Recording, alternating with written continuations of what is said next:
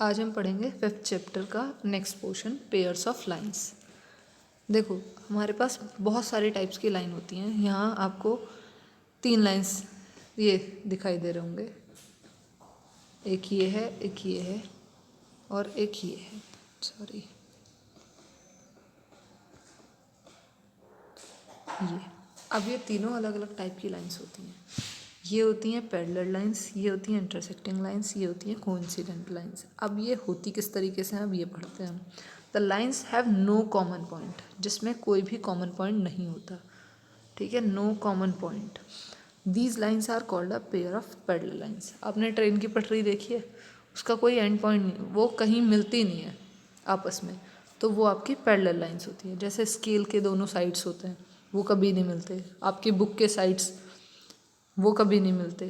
तो ये सारे आपके पैरेलल लाइंस में आते हैं। इनमें कोई भी एक कॉमन पॉइंट नहीं होता है। ओके, अब आती है आपकी इंटरसेक्टिंग लाइंस। इंटरसेक्टिंग लाइंस कौन सी होती हैं? The lines have one common point, जिसके अंदर आपका एक कॉमन पॉइंट होता है। जैसे इस तरीके से हुई, ये आपकी इंटरसेक्टिंग लाइंस होती हैं।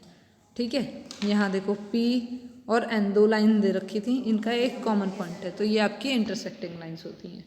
फिर आती है आपकी कोइंसिडेंट लाइंस। कोइंसिडेंट लाइंस का मतलब होता है जब सेम, एक second, the lines have all points in common. जैसे एक लाइन ये हो गई आपकी छोटी, ठीक है, एक उससे बड़ी हो गई, सेम लाइन कोइंसिडेंट, इसके सारे पॉइंट्स कॉमन हो गए, तो उन्हें हम कोइंसिडेंट लाइंस कहते हैं। ये एक दूसरे के ऊपर लाई करती हैं, जैसे ये है कोइंसिडेंट लाइंस। फिर आता है आपका perpendicular lines. Perpendicular lines intersecting होती हैं, मगर जैसे अभी ये इंटरसेक्टिंग थी या ये इंटरसेक्टिंग है, इस तरीके से इंटरसेक्टिंग है, लेकिन बस एक पर्टिकुलर लाइन होती है जो इंटरसेक्टिंग लाइंस होती हैं, जो 90 डिग्री पर कट करती हैं, वो हमारे इंटरसेक्टिंग लाइंस होती हैं। जैसे ये यहाँ कट करेगी तो ये 90 डिग्री पर कट करेगी, इसे हम परपेंडिकुलर लाइंस कहते हैं। अब है आपकी exercise 5.3, identify the pair of pair lines and intersecting line from the following. तो ये देखो, ये इंटरसेक्टिंग लाइंस हैं, ये पैरेलल लाइंस हैं। इस तरीके से आपको नेक्स्ट क्वेश्चन देखो, draw a rough sketch of the pair of perpendicular lines. आप परपेंडिकुलर लाइंस का पेयर ड्रॉ कर सकते हो, इंटरसेक्टिंग लाइंस का और पैरेलल लाइंस का। ओके, फिर है let A B perpendicular to the line segment C D. एक ए बी है, एक लाइन सेगमेंट है आपका सी डी, ये सी और डी। ठीक है, let A B perpendicular to the line segment C D. A B and C D intersect at point P. A B perpendicular है सी डी के। What is the measure of angle? ये A है, ये A है, ये B है। What is the measure of angle A P point पर intersect करा, P D. A P D 90 degree होगा और ए पी सी भी 90 डिग्री होगा। तो इन्होंने पूछा है कि measurement of the A P D, तो ए पी डी का मेजरमेंट 90 डिग्री होगा। Is angle A P D equals to A P C? Yes, angle A P D equals to angle A P C. Okay, फिर है fourth question, copy the adjoining figure in which L parallel to N. Compare the following pairs of angles by measuring them with protractor. ठीक है, एक इस figure को compare, इस figure को आपको कॉपी करना है, फिर मीज़र करना है आपको कम प्रोटेक्टर से कि एंगल ए ओ एक्स, ये वाला एंगल कितना है, ये वाला एंगल कितना है, एंगल डी पी एक्स, ये वाला एंगल कितना है, angle B O P angle ये आएगा आपका, ये वाला। फिर आएगा आपका डी पी ओ, ये वाला एंगल आएगा। इस तरीके से आपको सारे एंगल्स मीज़र करने हैं। फिर हम पढ़ते हैं ट्राइंगल्स के बारे में। आपको पता है ट्राइंगल्स जो होते हैं वो 3 साइड से मिलके बने होते हैं, उन्हें हम ट्राइंगल कहते हैं, उस फिगर को जो 3 साइड से मिलके बने होते हैं। यहाँ देखो 3 टाइप के फिगर्स दे रखे हैं। एक में आपको दिख रहा है 2 लाइन स्ट्रेट है, एक में आपको थोड़ी तिरछी जाती हुई दिख रही है, एक नॉर्मल दिख रहा है आपको। तो एक चीज़ होती है जो ये एंगल्स होते हैं ट्राइंगल के, उनका सम 180 होता है। जैसे angle A plus angle B angle C equals to 180। वो चाहे किसी भी टाइप का ट्राइंगल हो, चाहे वो आपका ये वाला ट्राइंगल हो, ये ट्राइंगल हो या ये ट्राइंगल हो। अब इन तीनों ट्राइंगल में डिफरेंस क्या है हम ये देखते हैं। Classification of triangle on the basis of their angles. पहली चीज़ उनके एंगल्स के बेसिस पे क्लासिफिकेशन कैसे होता है।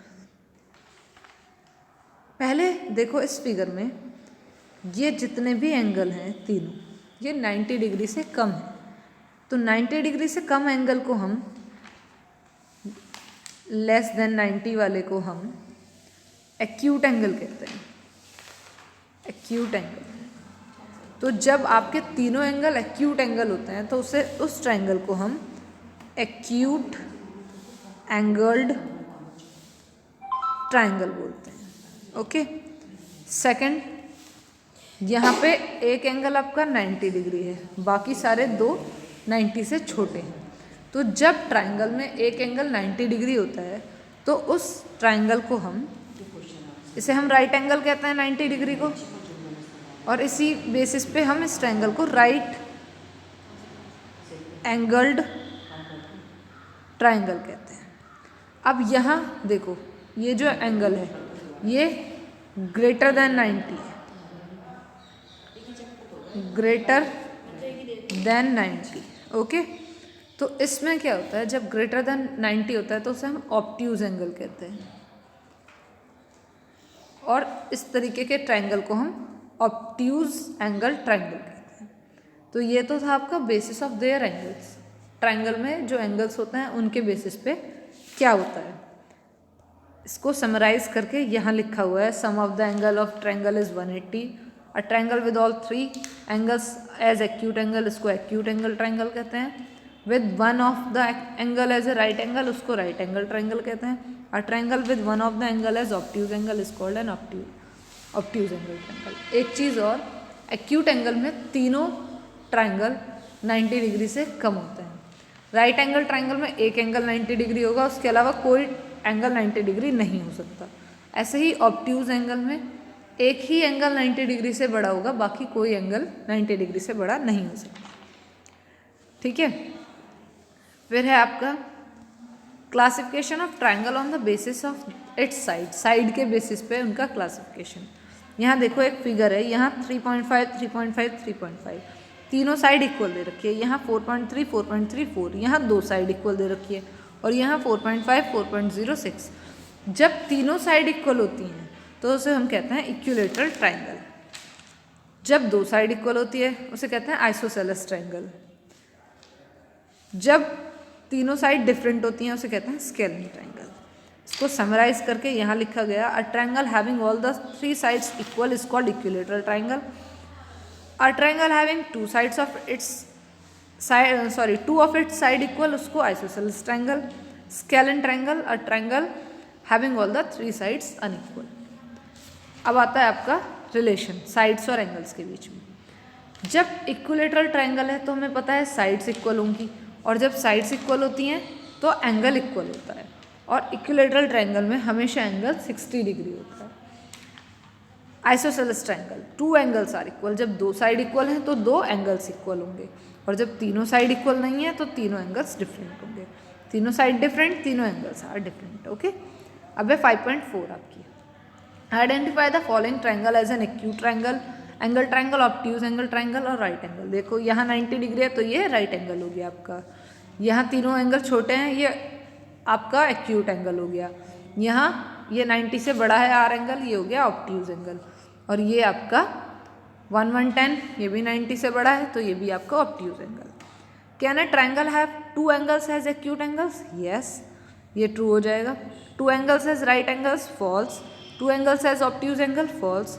1 angle as obtuse angle and second angle as right angle? ऐसा भी नहीं हो सकता है। क्या हो सकता है? नहीं हो सकता। आपको रीजंस देने हैं इनको सपोर्ट करने के लिए। ओके। नेक्स्ट है classify the following triangles on the basis of measurement. जैसे अभी हमने साइड्स के बेसिस पे क्लासीफाई की थे, इसी तरीके से हमें इसको क्लासीफाई करना है। इसमें 2 साइड इक्वल है, इसमें कोई भी साइड इक्वल नहीं है, इसमें तीनों साइड इक्वल है। ऐसे ही इसमें भी कोई साइड इक्वल नहीं है, इसमें 2 साइड इक्वल है। तो आपको इनके नाम लिखने हैं। The measurement of the side of the triangle are given below. Classify this triangle as equilateral, isosceles and scalene.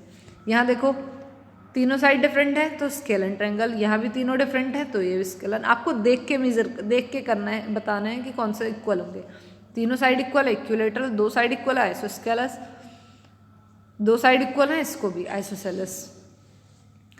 Classify the following triangles on the basis of their sides and angles. देखो यहाँ दो angle acute angle है, तो आपको उसके basis पे आपको classify करना है, इनके रफ डायग्राम ड्रॉ करने हैं। ओके, ये सब आपको करना है, और बाकी जो भी क्वेरी होगी वो हम क्वेरी टाइम में डिस्कस करेंगे। Okay students.